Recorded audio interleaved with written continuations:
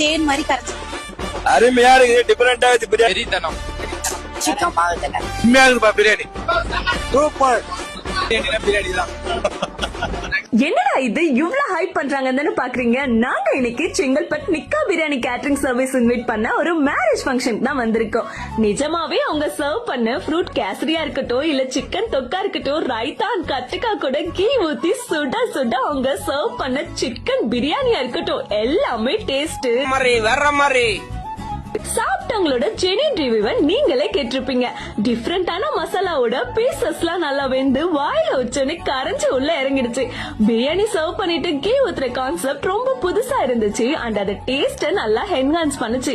இவங்க 3 ஜெனரேஷன்ஸா நம்ம ஊர்ல குவாலிட்டி அண்ட் டேஸ்டான பிரியாணி சர்வ் பண்ணிட்டு வராங்க.